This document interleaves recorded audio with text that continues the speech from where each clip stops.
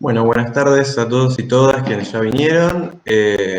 Voy a comentarles que arrancamos en 5 o 10 minutos, más o menos cuando se terminen de sumar todos, así que esperamos un cachito y ya estamos.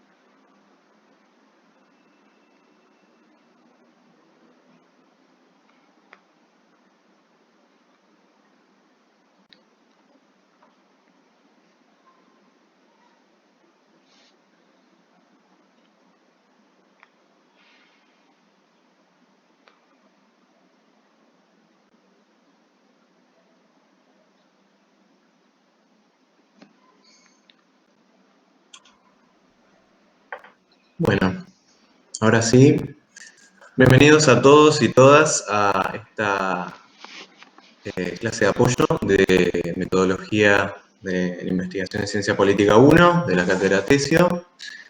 Primero que nada, quiero darle lugar a mi compañera Cecilia para que les haga una introducción con respecto al marco de estas clases de apoyo y después vamos ya a comenzar con la clase.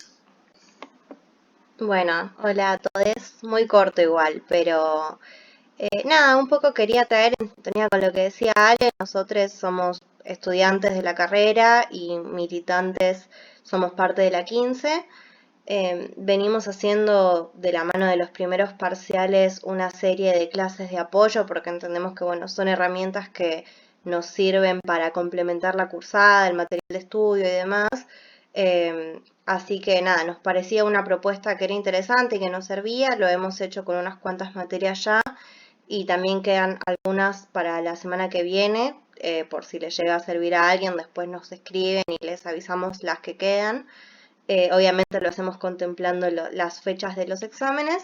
Y bueno, por otro lado, que en este contexto de pandemia entendemos que la virtualidad también nos necesita con cierta creatividad para seguir generando herramientas virtuales, así que de la mano de eso, obviamente invitarles a que nos escriban siempre que lo necesiten, ya sea para una consulta o para poder tener cercana la bibliografía digitalizada o los grupos de WhatsApp, digo, como una serie de cosas que en este momento pueden estar buenas.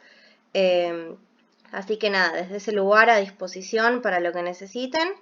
Y particularmente yo, no sé si curso con alguno de ustedes, pero también estoy haciendo método, así que más allá de en calidad de compañera, también de compañera de cursada el día de hoy, así que nada, te dejo Ale para que continúes. Bien, perfecto, Ceci, muy claro. Sumar, bueno, ahora en la primera diapo, cuando arranquemos, están nuestras redes sociales por cualquier cuestión que quieran informarse con respecto a las próximas clases de apoyo, info de la Facu y demás, está por ahí. Así que bueno, arranquemos. Perdón, sumo solo una cosita por las dudas, perdón me interrumpa Ale. Dale, no hay Estamos problema. grabando esta clase para compañeros y compañeras que quizás no se pudieron sumar por una cuestión de horarios. eh, y nada, nos parecía que estaba bueno eso avisarlo y desde ya también que si les sirve también tener la clase grabada cuando cortemos, se las pasamos. Exacto. Y bueno, al igual que lo que es las diapositivas, como también, bueno, en base a las diapositivas hay una especie de ayuda, una especie de resumen que en caso de que lo consideren necesario, nos lo pueden pedir. ¿Sí? Así que con respecto a las diapositivas, vamos a ver si esto sale bien. Y vamos a compartir toda la pantalla y ahí vamos. Ahí se ve correctamente. Vamos a intentar. Perfecto.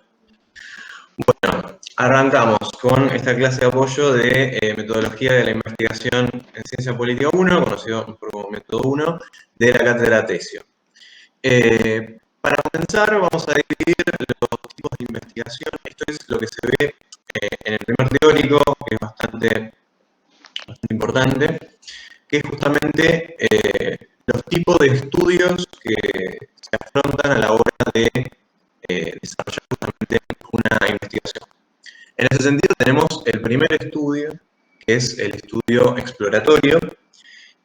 Lo que tiene este estudio es justamente lo que intenta abordar un fenómeno nuevo, un fenómeno que no se ha estudiado mucho. Hacemos justamente aborda un problema poco estudiado, donde lo que se busca es identificar nuevos conceptos provisorios y que esto permita al mismo tiempo generar nuevas investigaciones en un futuro. En general no son concluyentes en sí mismos, o sea, es como para abrir la puerta hacia un nuevo mundo que las investigaciones aún no habían llegado.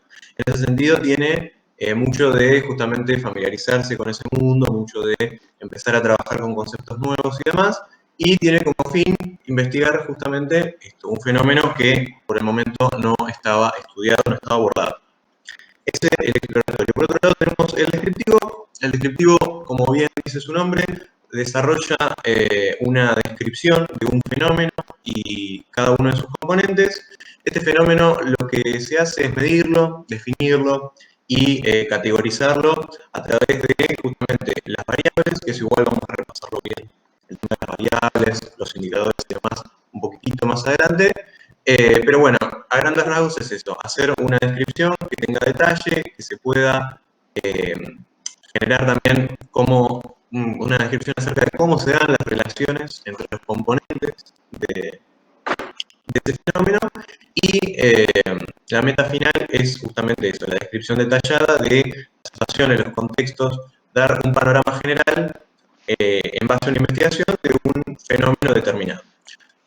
Tenemos hasta ahora entonces el exploratorio, que justamente ve un fenómeno nuevo y lo empieza a, de alguna manera, pulir, a trabajar desde cero prácticamente. Tenemos el descriptivo, que hace una descripción, y después tenemos el explicativo, que justamente tiene una explicación, para la redundancia, causal, ¿no? Que busca las causas de los fenómenos. Si el exploratorio investiga nuevos fenómenos, si el descriptivo justamente describe, desarrolla una descripción, el explicativo lo que hace es explicar a través de las causas de un fenómeno, ¿sí? Explicando por qué ocurre dicho fenómeno, buscando, si se quiere, las causas de un fenómeno determinado que se considera como comprobable, como un hecho empírico.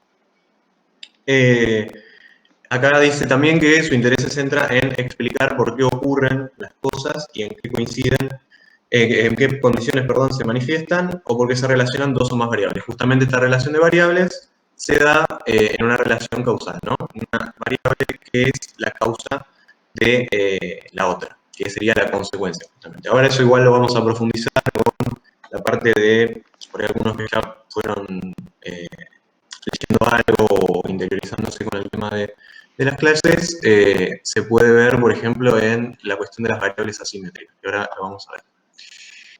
Bueno, esto lo tenemos que tener en cuenta, es algo importante con respecto a, como digo, bueno, vuelvo a repetir, todo esto va a estar un poco mejor desarrollado en las ayudas que tenemos en texto, pero bueno, como para hacer una introducción, tenemos las etapas de un proyecto de investigación. Primero que nada, la diferenciación entre proyecto de investigación y diseño de investigación. El proyecto justamente lo que incluye es la idea originaria, digamos, cómo se concreta esa idea y cómo se lleva a cabo a través de objetivos específicos. Bueno, el detalle económico, organizativo, temporal, esto todo lo que se da dentro de los términos de una investigación y lo que conlleva esa investigación. Esto lo explico a grandes rasgos. El diseño de investigación justamente es también la planificación de la estrategia para esos objetivos. Entonces, el proyecto de investigación es la totalidad, qué objetivos, cómo se van a llevar a cabo, cómo se van a distribuir los recursos económicos para la investigación, la parte organizativa, cuánto tiempo va a durar y demás, que todo es una cuestión más general. Tenemos el diseño de investigación que se restringe únicamente a la planificación de la estrategia para lograr los objetivos previamente establecidos por el proyecto de investigación. Y bueno, los componentes esenciales de un proyecto de investigación tienen que tener un problema de investigación, justamente, tenemos que generar una formulación de ese problema, que es la definición de objetivos y la elaboración del marco teórico de la investigación. ¿Sí? Objetivos específicos y al mismo tiempo se plantea un marco teórico justamente con lo que se ha escrito previamente en la bibliografía previa. Acá se habla de otras indagaciones exploratorias que se hacen en un principio. Creo que ahí, aguarden un segundo, está por ingresar una persona, ahí vuelvo, que no me permite, sino, ahí va. Bueno, volvemos.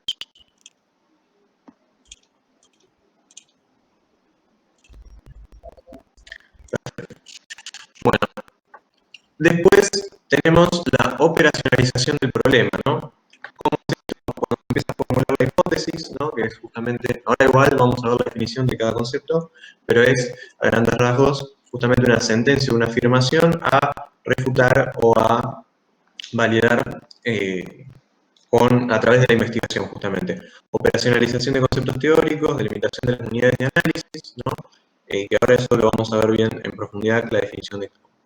Después, el diseño de la investigación es justamente la selección de las estrategias, es lo que hablamos previamente, el diseño de la muestra también, es planificar cómo se va a aplicar ese proyecto de investigación en la cuestión fáctica, ¿no? A través de justamente las estrategias más convenientes para llegar a nuestros objetivos establecidos previamente. En ese sentido, bueno, también se eligen las técnicas de recolección, que son muy importantes dependiendo del objetivo que vos tengas, y posteriormente, bueno, se da el análisis de datos. ¿Cuál es la mejor estrategia en cada caso? Por último, la factibilidad de la investigación. Bueno, acá está la cuestión de si hay fuentes bibliográficas, recursos disponibles y necesarios, y la planificación del tiempo, o sea, determinar justamente la organización y la optimización de esos recursos. La cuestión bibliográfica, la cuestión de disponibles y el tiempo que también se considera los recursos. Entonces, estas son las 4 componentes esenciales del proyecto de investigación.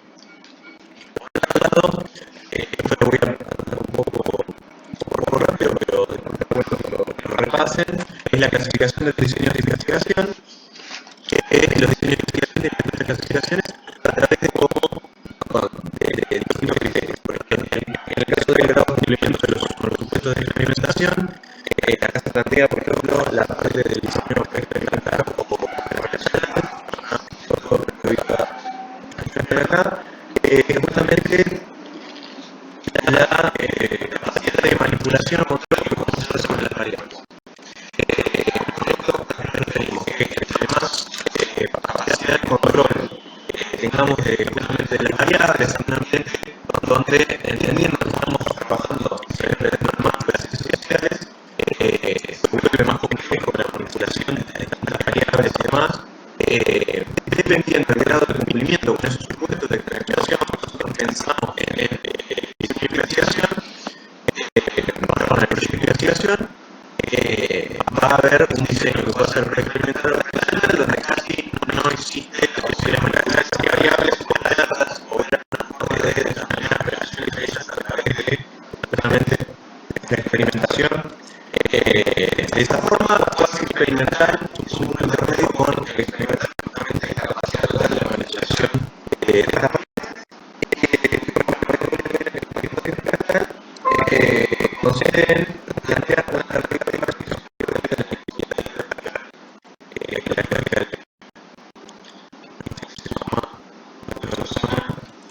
así que vamos un segundo ya.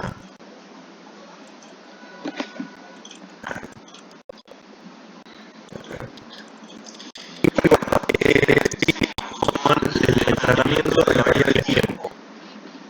Bueno, acá tenemos diseños seccionales. Bueno, la recolección de datos se hace una sola vez en un momento determinado y los dos implementos son a través de tiempo.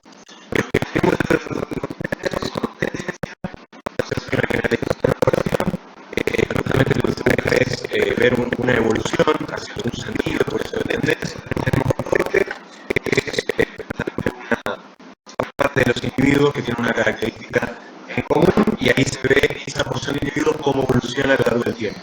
Y por último tenemos el de panel que es lo mismo que la muestra anterior, que la muestra de corte, y ese grupo lo va a analizar todas las veces que releve la información a lo largo del tiempo, ¿sí? O sea, acá bueno, vemos estos tres subgrupos dentro de los diseños longitudinales que son a lo largo de un periodo de tiempo. Y en función de los objetivos de investigación, se relaciona con el tipo de investigación, ¿no? El diseño de investigación en base a si tenés objetivos relacionados con una investigación exploratoria, descriptiva o explicativa. Después tenemos la cuestión del problema de investigación. Acá con el problema de investigación, bueno, ya esta primera parte, acá quiero hacer como una especie de corte. Esta primera parte que vimos justamente es del proyecto de investigación, diseño de investigación, tipos de investigación. Ahora pasamos a la parte del problema de investigación, unidades de análisis, hipótesis y demás. Y acá el problema de investigación, justamente cómo se plantea acá se plantea el problema en un principio explícita que se va a tratar en la investigación. Bueno, esto se hace en base a un relevamiento previo que uno hace como investigador sobre una temática más amplia. Con esto se refiere a hacer previamente un reconocimiento del campo en el cual se va a trabajar, en el cual se va a plantear justamente la investigación y en base a eso identificar un problema para tratarlo como justamente problema de investigación. Y la idea es justamente que ese problema esté desarrollado de una forma clara, sencilla, completa, o sea, que se entienda, y de forma concisa. O sea, eso es lo más importante, como que se conceptualice en una frase breve, en lo posible, en un enunciado, para poder determinar justamente el tema bueno, de cuál es el problema de investigación y que no haya confusión. Después tenemos estas definiciones muy importantes, son centrales en la materia, no es tampoco que se las tiene que recordar de memoria, porque esto más que nada lo van a aprender en base a la práctica, pero es importante destacar la trascendencia que tienen para la materia estas definiciones.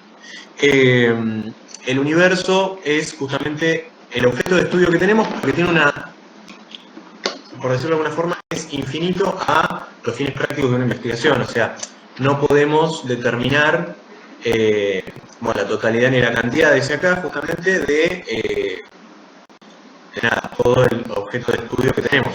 Acá hay un ejemplo que queda bastante claro, que es el caso de los estudiantes, ¿no? Acá vamos a usar ejemplos para que queden bien claros cada uno de los conceptos. Son unidades de análisis en todo tiempo y espacio. Cuando hablamos de los estudiantes, o sea, es un universo que sabemos que es infinito porque es imposible determinar hasta qué punto finaliza ese universo, podemos hablar de los estudiantes tanto de actualidad como de hace un siglo o de hace 10 años. Estamos hablando de de un objeto de estudio que no está bien determinado y que por lo tanto es infinito, o sea, ese es nuestro universo. Por otro lado, en la población es un objeto de estudio finito, ya está más determinado dentro de un marco específico y es el conjunto de las unidades de análisis que vamos a analizar, que están situadas en tiempo y espacio. Acá tenemos el ejemplo, los estudiantes de la UBA 2021. Y en la unidad de análisis es aquello sobre lo cual voy a recolectar información.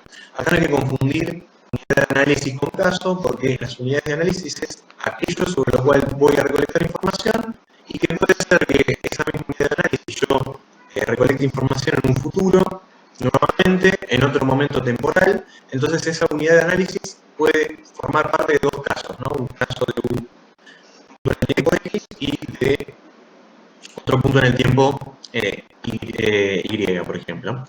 Entonces tenemos unidades de análisis también, para destacar, individuales o colectivas.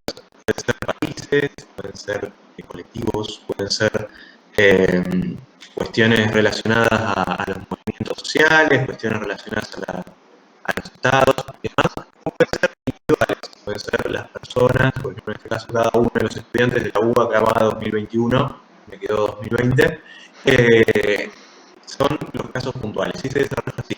Si la población es los estudiantes de la UBA 2021, la unidad de análisis es cada uno de los estudiantes de la UBA 2021. O sea, cada caso en particular que nosotros vamos a abordar. Perdón, cada unidad de análisis en particular que nosotros vamos a abordar. No hay que confundirlo justamente con caso. Aunque, bueno, en general coinciden, no siempre se da eso. Por último, de esta diapo, la hipótesis, que es una proposición hipotética, justamente como bien dice su definición, su etimología, que bueno, expresa una relación entre dos o más variables. O sea, una hipótesis, por ejemplo, puede ser que, bueno, ahora vamos a ver algunos ejemplos, pero a mayor nivel de socioeconómico, mayor nivel de educación. Entonces ahí tenés dos variables, nivel socioeconómico y nivel de educación. Entonces ahí tenés la posibilidad de comparar y establecer unas relaciones entre esas dos variables y eso per se es una hipótesis. Se define como tal si es verificable a través de un proceso de investigación empírico. Esto es importante porque tiene que ser totalmente verificable y también falseable. O sea, tiene que tener la posibilidad de caer en la falsedad para poder tener el carácter científico, que bueno, esto seguramente lo verá ahorita. Antes de avanzar con las variables, quería consultar si alguien tiene alguna duda de lo que estamos viendo. Si no, podemos continuar. No sé si hay alguna duda. Yo, perdón, pero tengo una pequeña. Eh, Hay veces que se me hacía una pequeña confusión respecto a hipótesis y el problema en general, porque al menos en mi práctico, como nos pedían específicamente hacer una distinción de una y de otra. Y la verdad es que a veces que se me complicaba un poco para poder eso, como separarlo. Bien. No, la hipótesis justamente tiene que ver, por ejemplo, para dar un ejemplo más actual, una hipótesis es formulada como una cosa tal de, bueno, acá va a haber un ejemplo más adelante que es el presidencialismo es menos propicio que el parlamentarismo para sostener regímenes democráticos. Tenemos una relación entre dos o más variables, ¿sí? En la construcción de esa hipótesis. El problema lo que tiene, a diferencia de la hipótesis, justamente es que es una, si se quiere, determinación a grandes rasgos de la circunstancia en la cual vas a investigar. O sea, la hipótesis más puntual, donde ya se establecen algunas variables. El problema ahora es cómo buscar algunas, y voy a sumar al resumen cuando paso algunos ejemplos para diferenciar esto del problema de hipótesis, porque justo acá no los tengo, pero bueno, sería el planteamiento del problema de investigación en términos más generales. Y la hipótesis justamente es una relación, es un enunciado que establece una relación entre dos o más variables, aunque sea como se plantea en los términos de la materia. Lo que sí, bueno, me gustaría por ahí profundizar más, y eso después lo voy a sumar en los materiales que pasemos, el tema del problema, porque por ahí, bueno, puede quedar medio confuso. Genial. Y una compa te leo porque imagino que con el Power no puedes ver el chat. Pregunta Mika si vamos a ver índice sumatorio de indicadores y dimensiones. Perfecto. Exacto. Sí. Bueno, ahora tenemos acá la cuestión de la variable. Si quieren igual, por ahí estas cosas son como más generales. Yo voy avanzando rápido y en todo caso me interrumpen, me dicen y paro, porque creo que son 30 diapositivas y por ahí se va a hacer medio tedioso, si no, para hacerlo más rápido y cualquier duda que tengan me la van marcando, ¿sí? Igualmente después lo van a tener, así que... bien, tenemos la variable, la definición de variable, que es un atributo de una unidad de análisis que puede tener distintos valores. O sea, bueno, es un aspecto discernible de un objeto de investigación. Lo que tiene la variable justamente es de determinar un atributo de estas unidades de análisis, donde podemos ver, por ejemplo, un aspecto determinado de análisis que puede ser, en el caso que hablábamos recién, de el presidencialismo es menos propicio que el parlamentarismo para sostener regímenes democráticos en el Europa actual. Podemos tener, por ejemplo, una variable de esa hipótesis, tipo de sistema de gobierno, y otro, estabilidad democrática. ¿Vale? Eso lo vamos a ver más en profundidad. Las variables, igual no, entiendo que no les van a pedir justamente definir lo que es una variable, pero es para más o menos tener una idea, y a cada variable se le asigna un sistema de categorías, que bueno, que este sistema no es único. Lo que sí, acá tenemos dos, esto es importante, marcar la relación, esto es una relación asimétrica de las variables. Tenemos lo que es una variable independiente, que es la parte causal, o sea, es la causa de la variable dependiente que viene después, ¿sí? Parece que se representa como X. La variable independiente es justamente la causa de la variable dependiente, en el sentido de que condiciona justamente el desempeño de esta variable, y la variable dependiente es el efecto de la variable independiente. Ahora vamos a poner ejemplo, bueno, que voy a ir entendiendo un poco mejor. Es la que se transforma en dependiente de las otras variables. O sea, es lo que queremos explicar, ¿sí? Porque esa variable dependiente queremos ver la relación causal que tiene, perdón, sí, la relación de consecuencia que tiene con las demás variables. Y para eso también es útil la variable de control, que es para garantizar que los efectos que nosotros vemos en la variable dependiente no sean por otras variables que están por fuera de nuestro control. Entonces se utilizan variables de control para ver si modifican la trayectoria de la variable dependiente. En en distintos contextos, ¿no?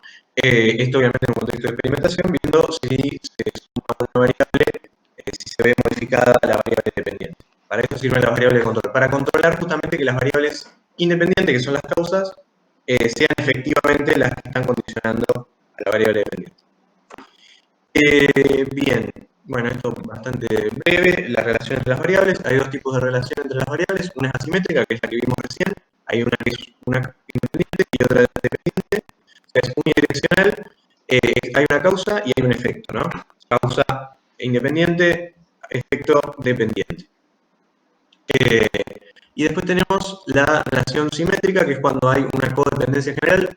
En la materia se dan ejemplos más de variables que tienen relación simétrica, pero bueno, la relación simétrica también existe y hay codependencia, o sea, la relación no va solo de un lado, sino que se puede invertir.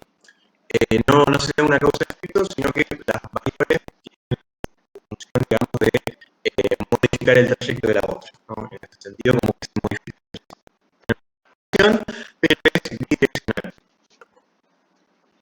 Bien.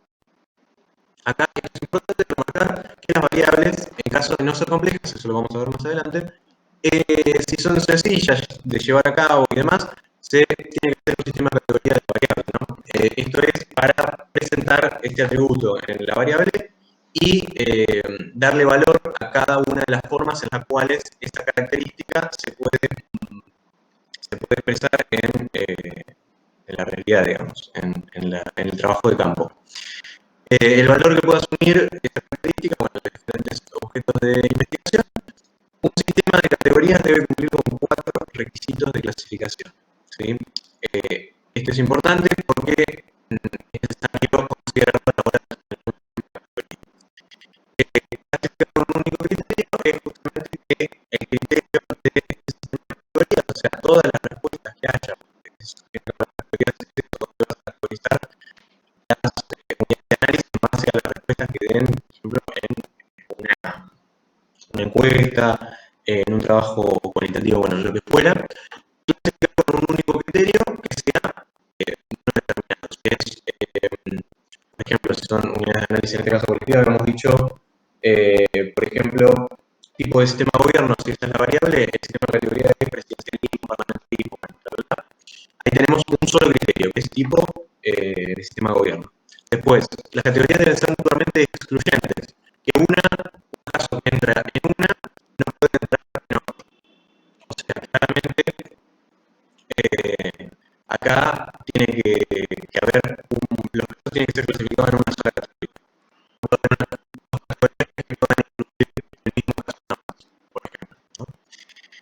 Y las categorías deben ser conjuntamente exhaustivas, lo que quiere decir que tienen que tener la posibilidad de abarcar todos los casos, o sea, todas las posibilidades, y dando posibilidad a, en caso de no querer hacer una, bueno, y acá lo último, ¿no? Remarcando esto, que también tiene que ser económica, para no hacer todas las opciones. A veces se utilizan sistemas de categorías reducidos, como puede ser, por ejemplo, cuando se pregunta el lugar de residencia, a nivel país no se pone cada una de las provincias, sino que se ponen distintas zonas, o sea, se busca la vuelta en ese sentido.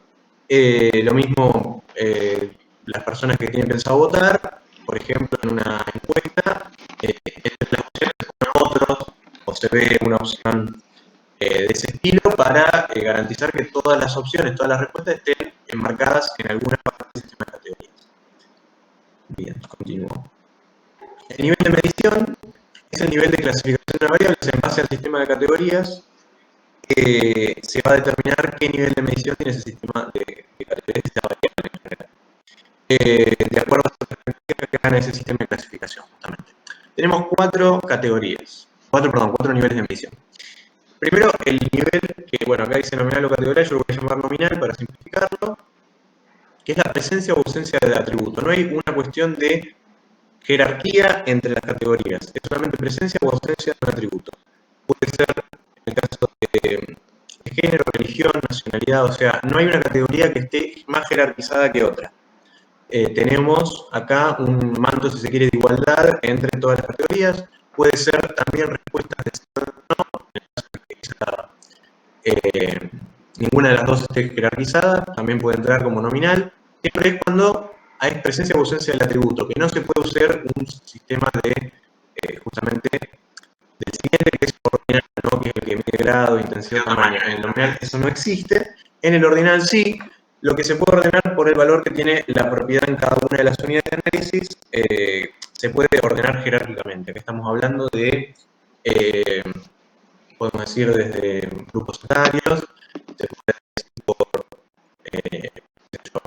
se puede utilizar para caracterizar nivel de ingresos, podemos utilizarlo para, por ejemplo, porcentaje de votos obtenidos, bueno, un montón de cosas. Es ordinal porque está jerarquizado y mide el grado, intensidad o tamaño de un atributo determinado, ¿sí? En ese sentido, el ordinal no es, que ahora lo quiero diferenciar del intervalar y de razón, que ambos saben la distancia exacta entre un punto y otro. El ordinal no.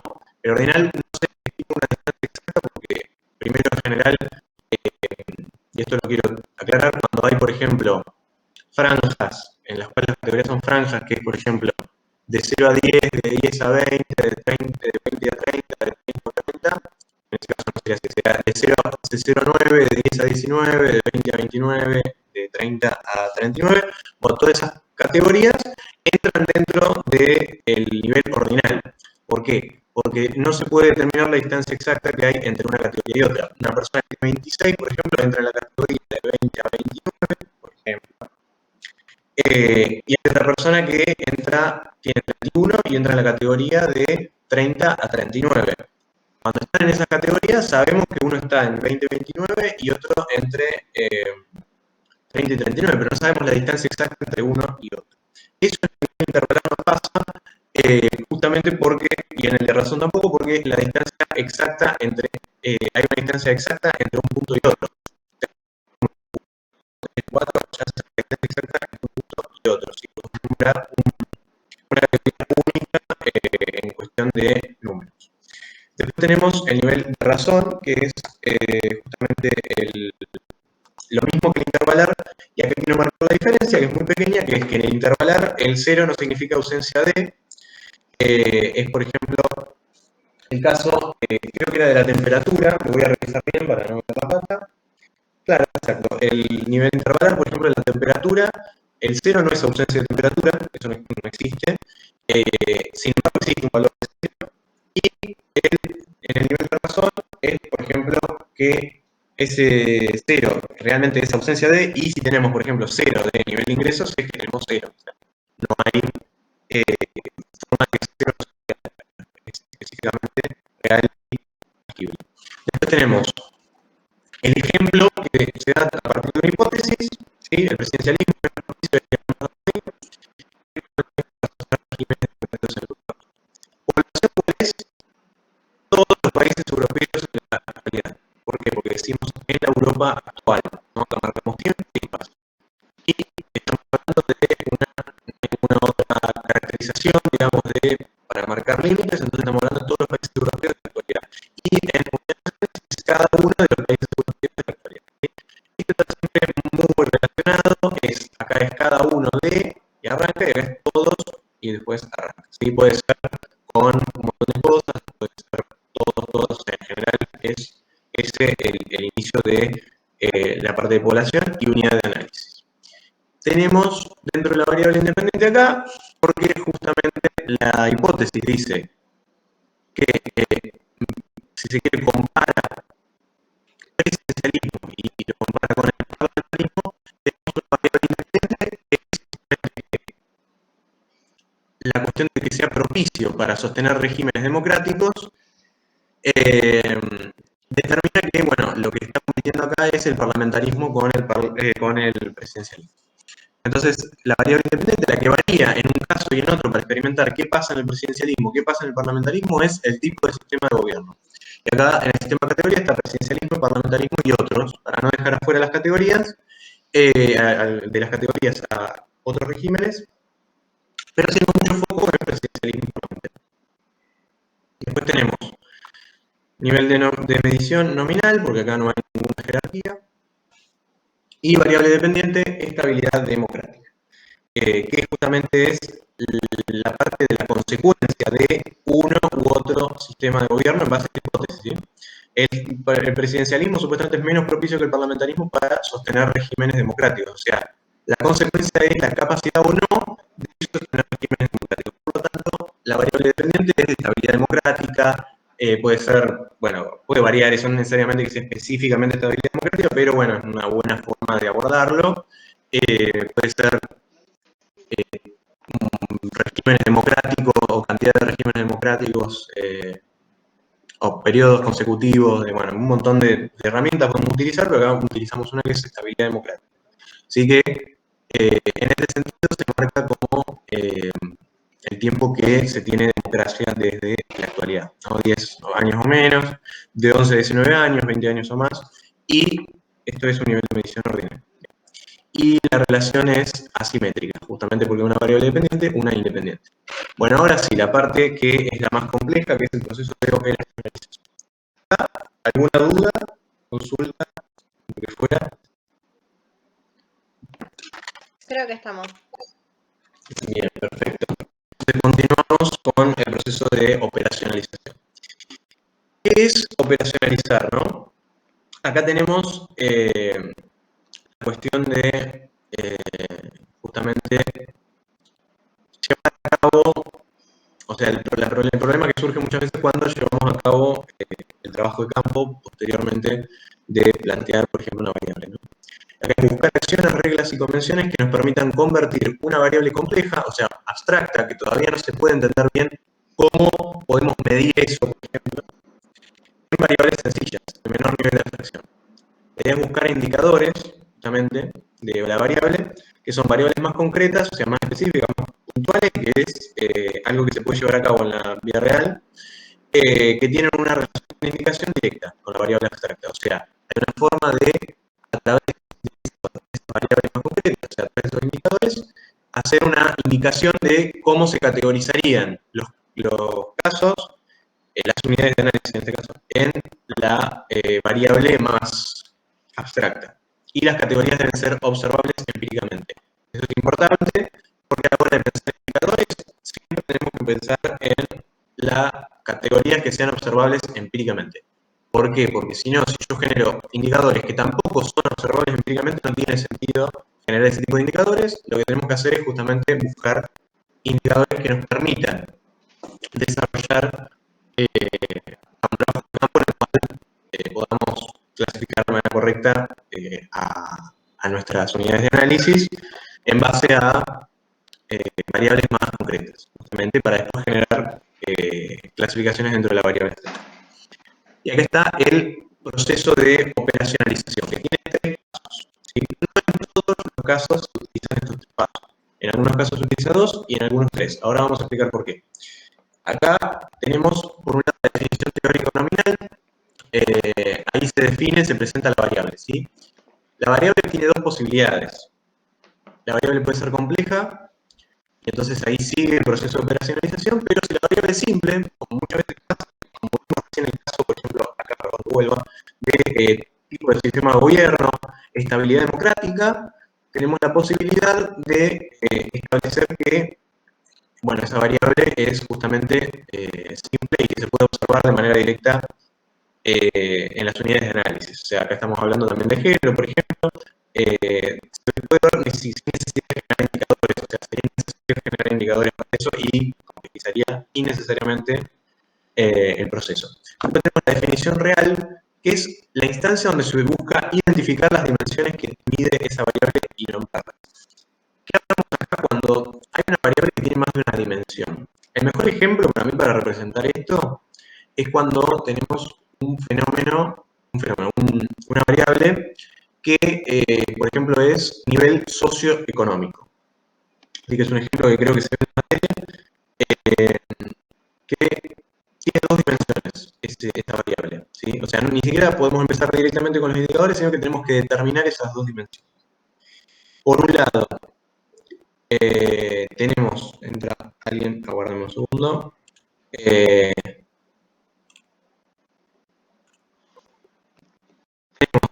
Entonces, estas dos dimensiones que son la definición real, perdón, me perdí. Las dos dimensiones que son la dimensión social y la dimensión económica. Ahí está. Que, por un lado, determina la parte social, como colocar indicadores para esa parte social, y después, por otro lado, para la parte económica. Pero ¿por qué se utiliza esta división de dividir en dimensiones? Porque los indicadores que podemos establecer siempre quedarían desbalanceados y no llegarían a abarcar la totalidad del universo que tiene esa, o sea, todo lo que abarca esa variable, por decirlo de alguna manera. Entonces, bueno, primero determinar si esa variable es compleja o no. Si es simple, vamos haciendo categorías. Si es compleja, nos fijamos si tiene dimensiones. ¿Tiene dimensiones? Vamos a suponer que en este caso sí tiene dimensiones. Pasamos, tenga o no, a la última instancia. Tenga o no dimensiones, se pasa a la definición operacional, que es la última de estas instancias, y ahí se buscan indicadores de cada una de esas dimensiones. En caso de tenerla, bueno, se busca mínimo creo que son 2 indicadores por dimensión, como decir, a nivel económico o a nivel de ingresos, bueno, y después en la parte social, puede ser el acceso a educación, un montón de cuestiones. Y después, te interrumpo para leerte un comentario del chat. Mica dice, y por ejemplo, en los ciudadanos de una provincia X que tienen afiliación partidaria, tienen mayor nivel de movilización política y social que quienes no están afiliados a ningún partido político. ¿Cuáles serían las dimensiones e indicadores? En este caso, eso es una hipótesis, entiendo. Ahí la voy a chusmear bien cómo está redactada. Dale.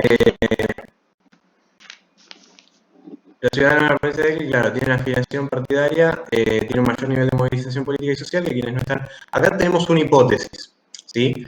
Lo que tenemos acá es, por una parte, lo que sería los ciudadanos como unidad de análisis, en este caso, y tenemos una variable que es afiliación partidaria, si no, puede ser, en ese caso, habría que determinar igual qué definimos por afiliación partidaria, si es afiliación oficial a un partido, tipo figurar en el padrón, por ejemplo, del Partido Justicialista, del Partido Radical, o afiliación partidaria de simpatía, lo que fuera.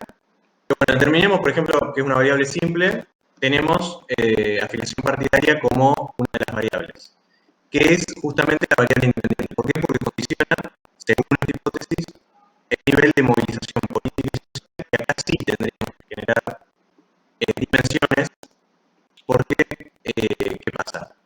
Por un lado está la movilización política y por otro lado está la movilización social. Entonces, ¿cuáles serían las dimensiones de la variable a nivel de movilización política y social? Por un lado, la dimensión de la movilización política y por otro lado, la dimensión de la movilización social. En base a esto desarrollamos indicadores. Movilización política puede ser asistencia a marchas en los últimos 12 meses, o cantidad de marchas a las cuales, por un ejemplo, ¿no? Participación en ámbitos partidarios, bueno, y social puede ser lo mismo, pero en ámbitos más se quiere, de participación en cuestiones relacionadas a lo social. Cantidad de afiliados de las marchas. Sí, ahí por ahí es más difícil. No sé bien igual con cantidad de afiliados de las marchas a qué te referís, pero... Los sindicatos, algo así, ¿viste? Que siempre hacen nada, ¿viste? Sí, puede ser. Acá igualmente estamos viendo la parte por ahí más de afiliación partidaria, pero sí, podemos buscar un montón de posibilidades para generar indicadores. Eso también juega en la creatividad de cada uno. Por ahí acá lo que más costaría sería la parte de la movilización social, que es algo que por ahí no lo tenemos tan institucionalizado, entonces tendríamos que buscar indicadores para esa movilización social, cómo la consideraríamos y demás. Pero sería así. Por un lado, yo entiendo afiliación partidaria, que puede ser también una variable compleja si lo entendemos como afinidad. Y por otro lado, la parte de nivel de movilización, que es justamente, bueno, política y social, tiene dos dimensiones, la política y la social, y de ahí se desprenden dos indicadores mínimos, en este caso te piden solo dos, de cada dimensión, ¿no? Movilización política puede ser esto ya muy basado en la realidad, para medir en la realidad, participación de marchas en los últimos 12 meses, por ejemplo, si no, algo por el estilo, lo mismo movilización social. Algo bien determinante de que esa persona está movilizada socialmente, aunque sea que ahora lo vamos a ver, un índice sumatorio en base a eso. Bueno, acá ya más o menos quedó claro esto, entiendo, no sé si tienen alguna duda puntual con indicadores. Acá están las características de los indicadores, si lo quieren ver, cuantificar, digamos. Sí. ¿Parsimonía qué es? Perdón. Parsimonía, a ver, para que recuerden, a ver si fin indicadores que... Claro, o sea, no generar indicadores que no tengan utilidad solo por intentar hacer una, si se quiere, abordarlo desde muchos lados un tema y que llega a haber puntos en los cuales los indicadores muchas veces no tienen utilidad en ciertos puntos. La idea es, entre menos indicadores sean, más concretos sean y más abarcativos sean, siempre en este tipo de investigaciones es eso, es la economía de la investigación se basa también en eso. Y bueno, después tenemos la parte de que tienen que ser precisos, precisión y confiabilidad, que es dada por la repetida utilización exitosa del indicador. O sea, en general hay indicadores que se utilizan, por ejemplo, tenemos conocidos indicadores en el ámbito económico, por ahí que es lo que más se ve, que son muy utilizados siempre, PIB per cápita, índice de Gini, un montón de indicadores que determinan justamente, significan distintas cosas. Pero es importante eso, tener una confiabilidad en esos indicadores, siempre que puedas encontrar un indicador que sea previamente utilizado, institucionalizado y demás, antes que generar uno vos, es lo deseable. Los indicadores, abajo dice, los indicadores deben ser sintetizados para reconstruir la unidad del concepto que interesa. Y acá está la parte que, bueno, se complica un poco, pero vamos a intentar explicarla, que es la síntesis que se realiza mediante un índice o una tipología. Acá tenemos, dentro del proceso de operacionalización, vamos a suponer que esto es como que se va disgregando una pirámide que va empezando con una variable. La variable supongamos que se divide en dimensiones, en este caso vamos a decir que no, pero vamos directo a los indicadores. Una variable con, si no me equivoco, el ejemplo que iba a dar, justamente tiene, no tiene dimensiones, entonces sería directamente pasa a los indicadores. En este caso, el índice sumatorio simple es aquel que va a estar formado solo por dos indicadores. Bueno, los índices sumatorios son el punto final, digamos, del proceso de operacionalización, donde vuelven a la variable inicial y le dan categorías a la variable inicial. Esa es la capacidad que tiene la operacionalización, ¿sí? Vas hasta abajo, llegas a los indicadores te generan un índice sumatorio, que ahora lo vamos a ver, y eso vuelve a generar categorías para la variable que comenzamos, que es la variable compleja, ¿no? O sea, generas categorías para esa variable compleja a través de, bueno, tus indicadores, en algunos casos tus dimensiones, y de generar un índice sumatorio o un índice no sumatorio, como es el caso de la tipología. Ahora vamos a avanzar con eso. El índice sumatorio simple es aquel que va a estar conformado solo por dos indicadores, y un índice sumatorio complejo es aquel que va a estar formado por más de dos indicadores. En este caso, cuando una variable pasa por las tres instancias, será complejo. Acá estamos hablando de cuando pasa cuando tiene dimensiones, y el índice por variable no es por dimensión. O sea, por más que tengamos dos dimensiones, se van a cruzar en el cuadrito del índice. Para que no se desesperen, entiendo, y aunque sea en el marco de lo que cuando me tocó cursar a mí lo hice, y creo que le deben haber dicho, no es necesario, porque en este caso solo va a ser un cuadro de doble entrada, donde solo se van a ver dos indicadores. O sea, en general lo que se hace cuando hay dimensiones, se toma un indicador de cada dimensión y se hace el cruce en el índice sumatorio. Lo mismo en las tipologías. Que acá las tipologías, a diferencia del índice sumatorio, que ahora lo vamos a ver, se hace con números, las tipologías se hace con nombres, ¿sí? Por ahí con un ejemplo va a quedar más claro. Crean tipos, digamos, de las tipologías. Primero, el ejemplo de operacionalización con índice sumatorio. Bueno, tenemos distintas, en este caso creo que esta variable dependiente, voy a cambiar cuál era, inicio todo porque no me trotó. Bien, hay una hipótesis que es la forma de gobierno incide en la estabilidad económica, ¿sí? Tenemos, por ejemplo, Forma de gobierno, por un lado, que es simple, una variable simple, independiente, y por otro tenemos una variable dependiente, que es el grado de estabilidad democrática, ¿sí? Es la que figura acá arriba. ¿Por qué tenemos que operacionalizarla? Porque es una variable compleja, porque es difícil determinar el grado de estabilidad democrática per se, o sea, ¿qué es el grado de estabilidad democrática? ¿Cómo lo determinamos? Bueno, tenemos que generar justamente indicadores. En este caso no tiene dimensiones, es grado de estabilidad democrática, no hay facetas para analizar, pero tenemos directamente que ir a los indicadores. Entonces debo usar indicadores. En este caso es veces que no hubo elecciones libres, 0 entre 1 y 5. Este es un ejemplo, no quiere decir que sea el mejor indicador ni mucho menos, pero bueno, es una forma de determinar cómo funciona. Que tenemos justamente ordinal, ¿no? Donde cumple con los criterios que tiene que tener un sistema de categorías, y es ordinal, ¿no? Porque está en un orden jerárquico. Después tenemos golpe de estado durante el siglo XX-XXI. Sí, no. Es nominal, porque están en un marco, si se quiere, de igualdades. Después tenemos el índice que tenemos que generar de estabilidad democrática, ¿no? De grado de estabilidad democrática. Y ahí es donde entramos nosotros a hacer este cuadro, ¿sí? ¿Cómo se hace este cuadro? Nosotros, en base también a una parte de criterio propio, tenemos que establecer, no sé si se ve el mouse, pero bueno, estoy marcando, tenemos que establecer distintos valores de cara a cada una de las categorías de nuestros indicadores, ¿sí?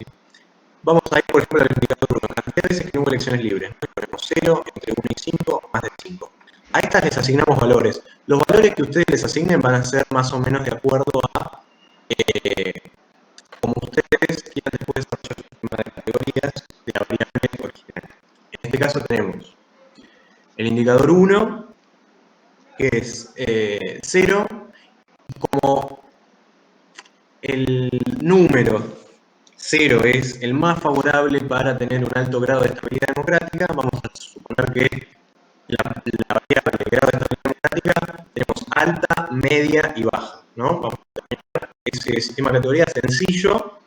Y bueno, tenemos 0, ¿no? Por un lado, después tenemos entre 1 y 5 y más de 5. El 0 es el que va a determinar un mayor grado de estabilidad democrática, porque no hubo, o sea, no tenemos situaciones donde no haya habido elecciones libres. Entonces es mayor grado de estabilidad democrática. En este caso vamos a marcarlo de menor, como menor grado de estabilidad democrática, mayor en la cuestión numérica, ¿no? Lo mismo con el Estado durante el siglo XX y XXI. No, que no haya habido golpe de Estado es favorable para el grado de estabilidad democrática. O sea, en este caso, el 2, más alto de ambos. En caso de que sí, le vamos a poner un 1. Entonces, ¿qué pasa?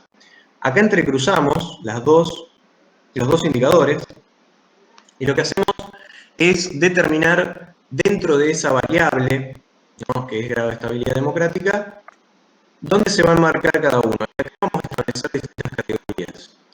Por ejemplo, creo que está por acá, sí. Vemos que hay cruces, ¿no? Por ejemplo, el mejor escenario posible para el grado de estabilidad democrática, para que sea lo más alto posible, sería que no haya habido golpe de Estado y que haya habido 0 cantidad de veces que no hubo elecciones libres. O sea que siempre hubo elecciones libres. Y el peor escenario es más de 5 que no hubo elecciones libres, o sea, más de 5 veces no hubo elecciones libres y hubo golpe de Estado en el siglo XX y XXI. O sea, ese es el peor escenario. El 2. Acá tenemos los dos extremos, que es el rango de variabilidad, ¿no? El más bajo y el más alto, esto hay que anotarlo debajo del cuadro, y parte de la variabilidad para tenerlo detalle particular si quiere.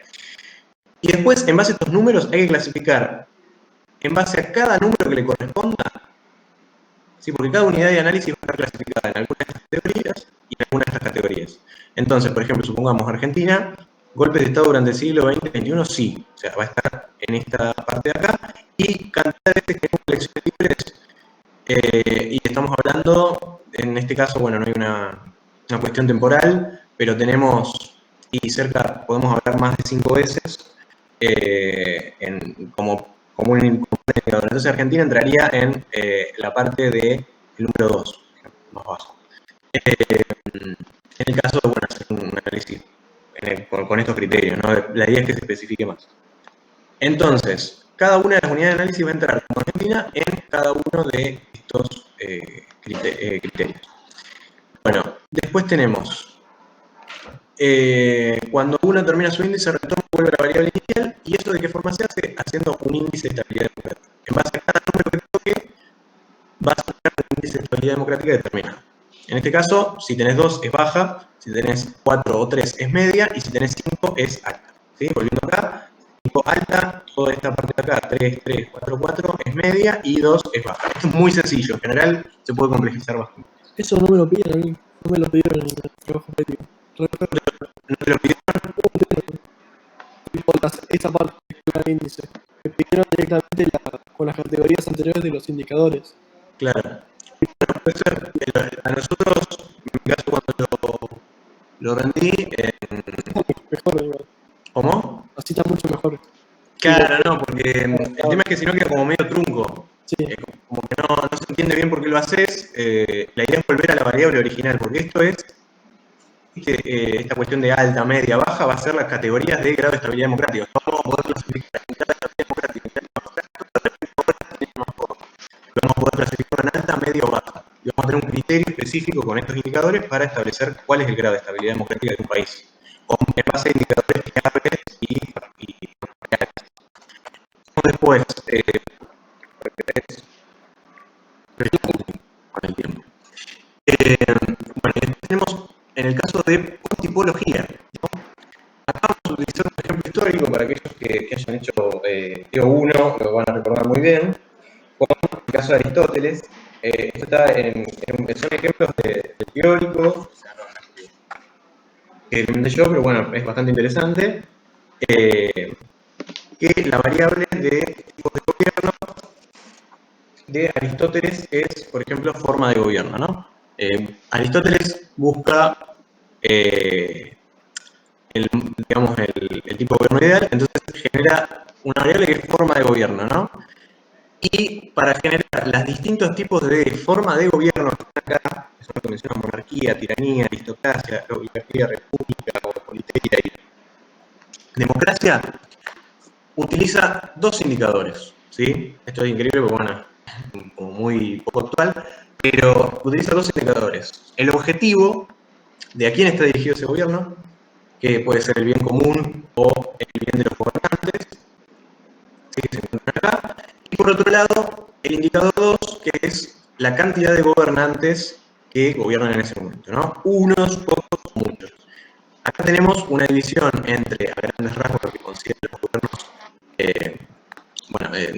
No quiero caer en una burrada, pero bueno, lo que consideran unos gobiernos, se quieren, más positivos, relacionados con el bien común, y justamente los gobiernos más corrompidos, que son los que buscan el bien de los gobernantes, y clasifica en base a un cruce de doble entrada, justamente. Si busca el bien común y gobiernan unos pocos, es una aristocracia. Si busca el bien común y gobiernan unos solos, o sea, unos, es una monarquía, una persona, ¿no? Y ahora, si busca el bien de los gobernantes y son pocos, es oligarquía, y si busca el bien de los gobernantes y es uno solo, es una tiranía, ¿sí? O sea, y esto es la forma que tenemos después de generar un sistema de categorías de formas de gobierno, ¿sí? Porque este sistema de categorías, estas 6 categorías, por ahí no tienen una cuestión de característica de priorizar unas sobre otras, en el caso de Aristóteles sí, pero ya tenemos una forma de clasificarlas, ¿sí? En base a dos indicadores. Forma de gobierno, tenemos monarquía, tiranía, aristocracia, oligarquía, república y democracia, ¿sí? En base a dos indicadores que se establecen que son los objetivos de a quién gobiernan y la cantidad de gobernantes. No sé si esta parte de tipología, que por ahí es medio confusa, quedó claro. No sé si tienen alguna duda con respecto a esto. Si no, continuamos. Las categorías de adentro las tenés que crear vos, ¿viste? Exacto. Eso Sí. es complicado a veces. Sí, total. A nosotros, yo me acuerdo las veces que hacíamos los trabajos grupales, nos pasaba eso, que a veces como que nos costaba buscarle la vuelta de qué categorías establecer cuando te daba la posibilidad de generar vos las propias categorías dentro de lo que es, en realidad no son categorías, sino que son tipos, más bien podemos llamarlos tipos para diferenciarlos, que funcionan en parte como categorías de la variable. Sí, porque bueno, es un desafío que es parte de la materia, digamos. Y después esto que nos lo explicaron en general muy por arriba, ustedes seguro ni lo deben tener muy en cuenta, o sea, yo porque me pareció interesante, pero es otro índice no sumatorio, tenerlo en cuenta. Esto está en el resumen, igual después lo pueden chusmear ahí. Que bueno, partido único, por ejemplo, la taxonomía se va dividiendo en base a distintos criterios, ¿no? Como vemos, es medio confuso. Bueno, esto no quiero profundizar mucho porque es para confundir. Después si quieren repasarlo, pero en general no es algo que tenga, entiendo, ¿no?, mayor trascendencia, pero bueno, está bueno tenerlo en cuenta por cualquier situación, poder explicarlo en caso de que te pidan también la cuestión de las taxonomías. Por lo general es tipologías y índice sumatorio. Acá lo que tenemos, voy a hacerlo medio para arriba, porque si vas, lo de taxonomías es justamente no sumatorio, pero combina dos o más indicadores, bueno, con niveles de medición ordinales. Bueno, se combinan los dos criterios de diferenciación de dos indicadores de forma secuencial y no de manera simultánea. O sea, se va disgregando, como vemos acá, de a poco cómo se clasifica cada uno. Tiene una categoría, o sea, es para generar como tipología, si se quiere, pero de otra forma, ¿no? Como haciéndolo más enraizado, más, si se quiere, como si fuera un árbol genealógico en cierto punto. Bueno, después vamos a pasar a enfoque cualitativo y cuantitativo. A ver cómo venimos. Venimos bastante bien. Sí, venimos bien. Enfoque cualitativo y cuantitativo, ¿no? Acá las características de cada uno, vamos a repasarlo un poco.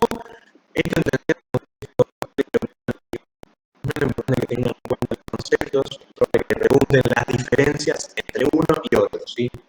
Eso es importante remarcar. Bueno, tenemos 5 fases similares de ambos enfoques, ¿no? Primero empezamos por las coincidencias.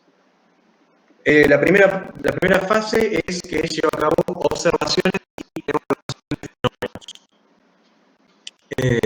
Justamente tienen ese fin, observar y evaluar fenómenos desde un enfoque totalmente cuantitativo, de cantidad o de calidad del abordaje. Por otra parte, tenemos la segunda similitud, que es que establecen suposiciones como consecuencia de la observación y evaluación realizadas, ¿no? Se sacan conclusiones, si se quiere, o en este caso suposiciones, en base a la observación y la evaluación que se realiza desde la investigación. Después prueban y demuestran el grado en que las suposiciones o ideas tienen fundamento, o sea, como que buscan argumentos justamente para sostenerlas. Revisan tales suposiciones o ideas sobre la base de las pruebas o del análisis, ¿no? O sea, como que va un poco en el sentido de lo que conocemos como investigación en general, ¿no? Tiene esa coincidencia. Y proponen nuevas observaciones y evaluaciones para establecer, modificar estas suposiciones e ideas, o incluso para generar otras, ¿no? Y en general como que se busca eso, un poco a través de la investigación, que es el motor de la modificación, la generación de nuevas suposiciones, o sea, como que vaya en ese sentido y al mismo tiempo las ponga en duda o las argumente. Esto como coincidencias y como diferencias, empezamos a desarrollar cada particularidad de cada uno. Acá vamos a ver por un lado el enfoque cuantitativo y el enfoque cualitativo. Bien, empezamos con el cuantitativo. Igual, la primera parte se basa mucho más en el cualitativo, eso está bueno remarcarlo. Todo va a estar más enfocado, y se van a dar cuenta más en la segunda parte, está mucho más enfocado a lo cualitativo, ya para quienes están en el plan nuevo, como es mi caso, en la próxima, en metodología 2, van a ver la parte más cuantitativa. Acá las características que tiene el enfoque cuantitativo es que mide fenómenos utilizando estadísticas, usa experimentación, hace análisis causa-efecto, hace un análisis causal, o sea, como que utiliza mucho la cantidad y los números como para poder establecer relaciones causales entre variables, ¿sí? Bueno, distintas ramas, si quieren, científicas tienen mayor enfoque cuantitativo que otras, pero ahora después vamos a ver que en general como que los enfoques siempre se terminan entremezclando.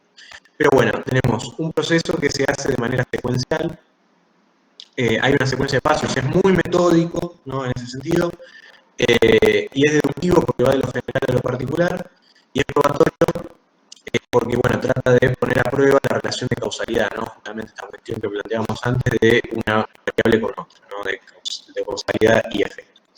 Y también analiza la realidad de manera objetiva, y con esto nos referimos a la realidad en base a estadísticas, a cuestiones que se presentan así, que obviamente tienen una interpretación posterior, pero bueno, para el enfoque de la materia se plantea eso, que se analiza la realidad sin mucho procesamiento de interpretación conceptual de parte del investigador, a diferencia del método cualitativo. Las bondades son su capacidad de generalizar los resultados, hace control de fenómenos, es preciso, permite la réplica, la predicción, o sea, es mucho más puntual y específico con respecto a los resultados, a los fenómenos, a la capacidad de predicción. En general es eso, también tiene una capacidad de generalizarse mucho mayor que el estudio cualitativo, ¿sí? Porque son muchos más casos, tiene un enfoque más hacia eso. Y hay tres técnicas de recolección de datos, que es la encuesta, ¿no? Son de opinión, lo que se utiliza, por ejemplo, en campañas electorales, en sondeos de opinión con respecto a las gestiones, en el caso de nuestro ámbito. Después tenemos, por ejemplo, los censos, ¿no? Que es, en vez de hacerlo en base a una muestra, se hace en la población general. Y los índices estadísticos. Por último no, siguiente tenemos el enfoque cualitativo, ¿no? Acá no busca la réplica, no busca generar generalizaciones, se hace básicamente también en ambientes naturales, o sea, como que se busca mucho la cuestión de extraer significados de los datos que obtenemos, pero hay mucho trabajo de interpretación por parte de los investigadores, mucho más. En este caso es un proceso inductivo, ¿no? Al revés, en vez de ser de lo general a lo particular, es de lo particular a lo general, ¿no? Es recurrente porque va y vuelve, o sea, no tiene una cuestión sistemática, un proceso. Analiza la realidad de manera subjetiva, bueno, esto que planteamos objetivo-subjetivo, porque lo hace de acuerdo a cómo se lo transmiten las unidades de análisis de ese fenómeno que estudia. No tiene una secuencia lineal. Espérenme que atento bien. Bien. Bueno, acá tenemos dentro de las bondades del enfoque cualitativo, la profundidad de las ideas, ¿no? Porque son entrevistas en profundidad, focus group, o sea, mucho, bueno, eso después lo vamos a ver bien en 2 segunditos cuando veamos las técnicas de recolección de datos, pero es eso, es como mayor profundidad. Lo importante es que no se generalice, sino entenderlo, profundizar los conocimientos o lo que se sabe de esas unidades de análisis. Tiene mucha amplitud, tiene una riqueza interpretativa muy importante, hay un rol muy importante del investigador en ese sentido, y contextualiza el fenómeno, ¿no? O sea, como que tiene un abordaje más contextual. Lo estudia en un contexto más amplio donde está inmerso. En general, bueno, podemos ver como que por ahí se relaciona mucho más allá de que hay, como digo, por lo general, se relaciona mucho más con ciertas cuestiones relacionadas a las sociales, como digo, y la recolección de datos son las técnicas de observación participante y no participante, las entrevistas en profundidad, los focus, el reglamento de las PCR, análisis de discursos, estudio de casos, historia de vida, o sea, se valora mucho más la profundidad que tiene las observaciones que puede hacer desarrollar más informaciones, la cantidad de datos que genera la estadística, por ejemplo, en el enfoque cualitativo. Esa es la diferencia. Y acá, bueno, tenemos la cuestión más real, ¿no? Porque la teoría evidentemente tiene un enfoque, pero en la realidad siempre se genera, ¿no? Tenemos una combinación en la actualidad, bueno, el debate no existe más, de cualitativo, cuantitativo, cuál es mejor, cuál es peor, bueno, remonta también a otro momento epistemológico en ese sentido, cuando se discutía más la cuestión de la ciencia, de que si se tenía que seguir el enfoque de las ciencias naturales o, bueno, un enfoque nuevo de las ciencias sociales. Bueno, toda esa discusión se queda un poco antigua con respecto a cuál método es mejor, aunque, bueno, según lo que comentaba el profesor, que por eso tiene su postura con respecto a los métodos, a los enfoques. Y bueno, está comprobado que cualquier investigación empírica se termina fundiendo de una u otra forma las dos metodologías. La integración es posible siempre que esto repercuta en un mejor abordaje del problema en cuestión. Para lograr una investigación es mucho más rico hacer un abordaje de la investigación utilizando el método mixto, pero es más amplio, se pueden ver distintos aspectos, ¿no? no solamente un enfoque de las estadísticas, la cantidad y demás, sino la profundidad de cuestiones, casos puntuales, unidades de análisis. Permite abordar los objetivos de investigación desde ambas perspectivas. Ahí creo que entró alguien más. Vale, de paso aprovecho el... Ah, ahí veo que son poquitas. No, perfecto. Más que nada porque hay un tiempo limitado que se me corta, entonces para ver si cortaba y volvía a grabar de vuelta. Pero creo que va a alcanzar todo de corrido. Sí, no, ya finalizamos y bueno, acá la integración metodológica, que esto es importante tenerlo en cuenta, esto probablemente se lo pueden, a mí me lo preguntaron, se lo pueden llegar a preguntar, que es el esquema Morgan-Argo, súper simple igual, lo voy a explicar un ejemplo rápido, es un tipo de integración metodológica, complementación o método de dos etapas, se cuenta con dos perspectivas distintas e independientes, pero la finalidad es aditiva, o sea, sumar al resultado final. En este caso vamos a hacer un ejemplo para que se entienda mejor, voy a utilizar un ejemplo que también tomé de teóricos, que es la escritura de los argentinos, la incorporación de Argentina a la ¿no? El 2005. La complementación, ¿cómo sería? Focus group y entrevista para descubrir la estructura argumentativa, ¿no? En este caso, cómo piensa los que están a favor y los que están en contra, cuál es la estructura argumentativa de ellos, y después hacer una encuesta en base a esos datos, teniéndolos en cuenta, incluyendo afirmaciones, elementos, para saber cuántos están a favor y cuántos en contra. Decir, ¿está de acuerdo con esta afirmación? Tener una afirmación determinada, ¿no? Que pudimos identificar en los focus group en la entrevista. Combinación o dominante, un método que tiene ayuda de otro. Hay uno que importa más que el otro. O sea, hay una cuestión de relación asimétrica entre uno y otro. Es uno complementario y otro principal.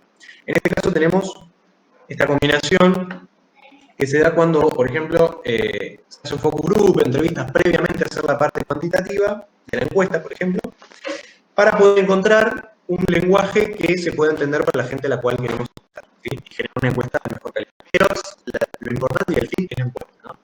Ahí hay como una cuestión de que hay una complementación del focus group, pero la encuesta es lo principal. Y por último, triangulación, que es, los dos métodos van en el mismo camino, van por sendas paralelas para justamente hacer un abordaje por ambos lados, con las mismas preguntas, en los mismos propósitos, o sea, no son independientes, para que al final lo ideal es que se junten esos caminos y terminen justamente integrándose, ¿no? En el mismo resultado, como que sean dos formas de abordar el mismo problema, desde lo cuantitativo y lo cualitativo. Y acá plantea algo muy simple, encuesta y focus group o entrevista con los mismos sistemáticos y preguntas comunes, ¿no? En la triangulación. Bueno, después tenemos la parte de la muestra, ¿no? Esto ya creo que es el final, si no me equivoco, es la parte de final. Bueno, acá tenemos, primero, bueno, esto en el resumen se vuelve un repaso por la unidad de análisis, la población, eso que vimos. Pero vamos directo a la muestra. Cuando uno hace investigaciones empíricas, en la práctica investiga una parte de la población. ¿Sí? No podemos abarcar la totalidad de la población. Entonces, una muestra es un subconjunto de esa población que, dependiendo del criterio, va a tener distintas formas de tomar esa muestra. La idea de trabajar con una muestra es poder estudiar una parte pequeña de esa población y después extrapolar a la totalidad de la población. Esa extrapolación se denomina inferencia, ¿no? La representación, en este caso se plantea la aleatoriedad y la representatividad para analizar cómo planteamos la muestra, ¿no? En ese caso, lo que tenemos es dos conceptos muy distintos, porque la aleatoriedad no garantiza representatividad y las muestras representativas por lo general son aleatorias. O sea, no estamos hablando de conceptos similares que por ahí a veces se los puede asociar, sino conceptos que son justamente distintos. En este caso, la aleatoriedad las pruebas aleatorias o probabilísticas son aquellas en las que todos los miembros de la población tienen la misma probabilidad de ser seleccionados, ¿sí? O sea, se hace al azar, totalmente al azar, busca evitar el sesgo, por eso no la vuelve representativa, y para hacer este tipo de muestras se debe contar con el listado completo de todos los miembros y seleccionarlos en forma aleatoria. En general, por ejemplo, si se hiciera una encuesta de un sondeo de opinión por teléfono, ¿no?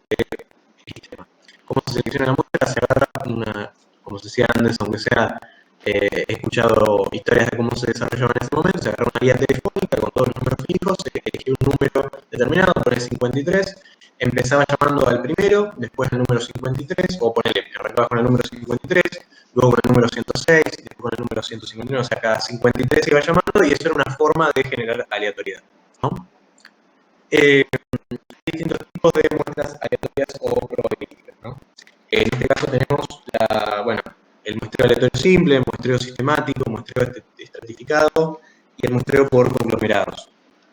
En este caso, no quiero profundizar mucho más, así no tomamos mucho tiempo. Después tenemos las muestras no probabilísticas, son aquellas en las que todos los miembros de la población no tienen la misma probabilidad de ser seleccionados y formar parte de la misma. ¿Sí? Acá tenemos un criterio ya más de que el investigador empieza a modificar un poco la muestra para que responda a ciertos criterios de representatividad y justamente no todos tienen la misma posibilidad de ser seleccionados porque hay criterios de discriminación en el sentido obviamente de la palabra para determinar la muestra que más nos puede servir, ¿no? Tipo de muestra no probabilística, un ejemplo, ¿no? El caso de si tuviéramos que hacer una población que tiene 55% de mujeres y 45% de hombres, habría más probabilidades en una muestra no probabilística de justamente por selección 55% de los casos de mujeres y un 45% de hombres, hay más posibilidades de ser elegida para la muestra de caso de mujer, por ejemplo. En el caso de aleatoria sería en general y no habría mayor probabilidad más que la individualidad del caso, ¿sí? Y después tenemos los tipos de muestras no probabilísticos más conocidos, son muestreo coincidental, cuando coinciden geográficamente, te parás en una esquina y empezás a utilizar ese sistema para hacer la encuesta, digamos.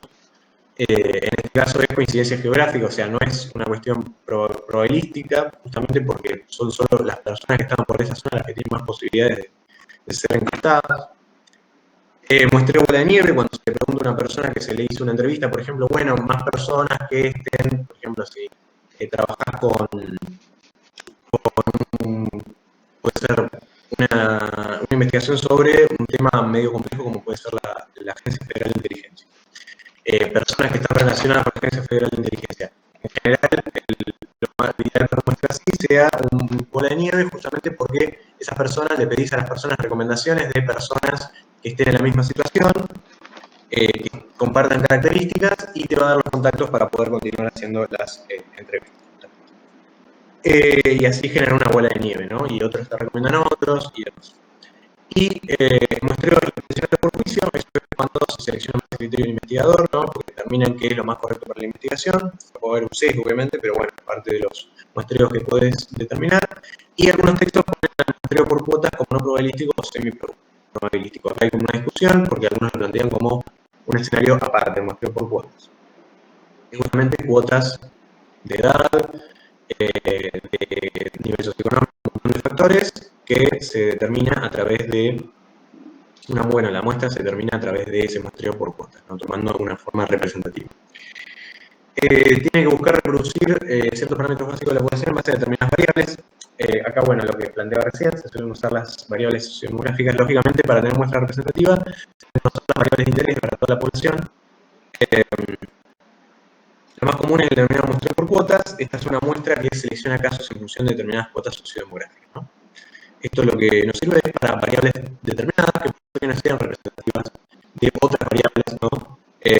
Si lo hago solamente basándome, por ejemplo, en edad, que no es lo correcto, porque la idea es fijarse varias variables que coincidan y poder determinar los casos específicos que necesitamos, pero por ejemplo, si lo hiciéramos solamente con la variable edad, no tenemos en cuenta la variable nivel de educación, género, lugar de residencia y todas las demás, ¿sí? Es importante tener la mayor cantidad de variables sociodemográficas en esa muestra por cuotas. Muestras en estudios cualitativos. Este tipo de estudios tiene una lógica distinta, claramente, a los cuantitativos y sus típicos muestreos aleatorios. Los muestreos cualitativos no se guían por una selección formal de la mayoría de los casos, sino que buscan seguir otros criterios de selección, ¿no? O sea, en general, va mucho más el criterio del investigador, nuevamente, ¿no? Vuelve esta cuestión. Con respecto a los muestreos en estudios cualitativos, tenemos los casos extremos, ¿no? O desviados, justamente para analizar casos que son de los extremos. Casos típicos puede ser también casos que se considere promedio para el investigador. A veces se busca seleccionar casos que tengan en cuenta de la variación total, o sea, los dos extremos también. Algunos otros seleccionan los casos en forma secuencial, o sea, a medida que van desarrollando el trabajo de campo, dicen, bueno, me gustaría incluir por este caso, debería ir, como que se va desarrollando a medida que se va trabajando el trabajo de campo. ¿Aquí vamos bien? Me pregunto de... A ver, me explico. A ver, bueno, tenemos... Así no.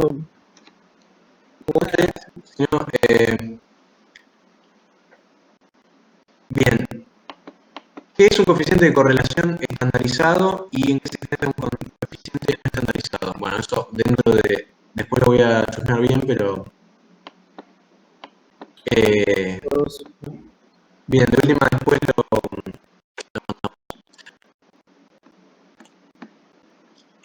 bueno, para continuar y ya finalizando. ¿Cuántos casos seleccionar o cuántos tengo que investigar? Eso tiene que ver con el criterio de saturación. Por lo tanto, se satura justamente el...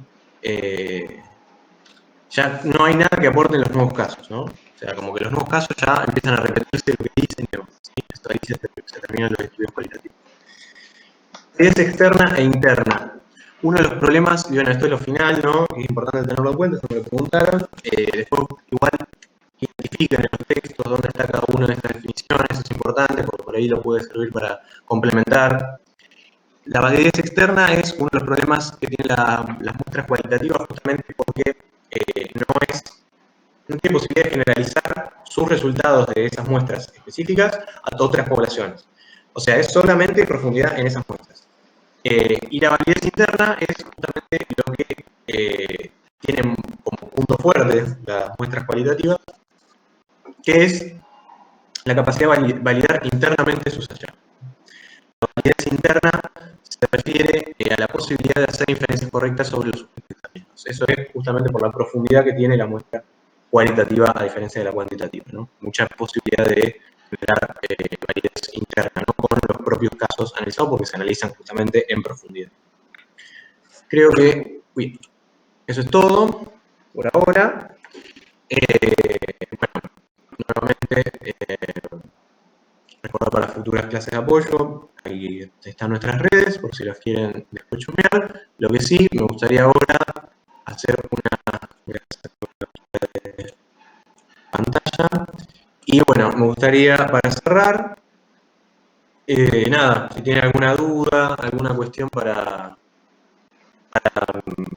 evacuar en este momento, por ejemplo, justo la que dijo Mika en este caso, aunque sea en el caso cuando lo estuvimos viendo, no lo habíamos abordado, después vamos a ver si lo podemos profundizar eso, a ver si podemos resolverlo.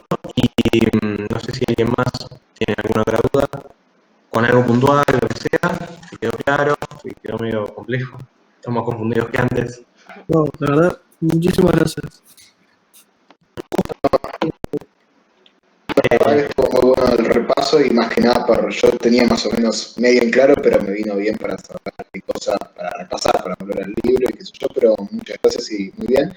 Y si puedes pasar el Power, que está muy bueno, genial. Ale, Sí, ahora, sí. no, igual Ale hizo una pregunta, Perfecto. o dijo que le quedó una duda, y yo en el interín sí digo que justo, excepto con Anaí, creo, hablé con todo eso, yo mandé al grupo de método el mensajito, así que cualquier cosa, ahí está mi celo y al resto les hablé yo, así que les paso el Power y mismo el resumen si a alguno les sirve, avísenme que se los mando. Bien, acá me pregunta Rodrigo el tema de la diferencia entre método y diseño. Vamos a repasar esta parte. El diseño, en principio, a ver, ahí estoy buscando el apoyo. Aquí está. El diseño, en principio, es justamente la planificación de cómo vamos a lograr que la estrategia para lograr los objetivos. En parte, la parte del método, estoy viendo en qué parte estaba, para contrastar. Igualmente esto es una cuestión para tenerlo en cuenta. Entiendo que en principio no debería haber inconvenientes con estas definiciones, pero aguárdenme un segundo que ya chusmeo acá, porque no recuerdo bien cómo para explicarlo tan directamente. En principio tenemos la cuestión esta del proyecto de investigación, se diferencia el diseño de investigación se diferencia del proyecto, que el proyecto es todo, o sea, es la concreción de los objetivos, es cómo se plantea cada cosa del proyecto, y el diseño de investigación es la parte de la planificación de la estrategia para lograr los objetivos, ¿no? Es justamente eso. Y el método, que acá es...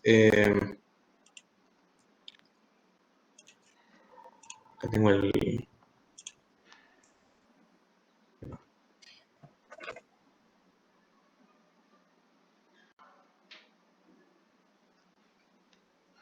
Acá va. Bien. La cuestión puede ser igual, porque estoy pensando, si había mencionado en algún momento la parte del método, entiendo que la parte de la metodología más de la aplicación con respecto a, por ejemplo, el método que tiene el enfoque cualitativo y el enfoque cuantitativo, que no tiene que ver necesariamente con la estrategia que se plantea en base al proyecto de investigación, sino que tiene que ver justamente con el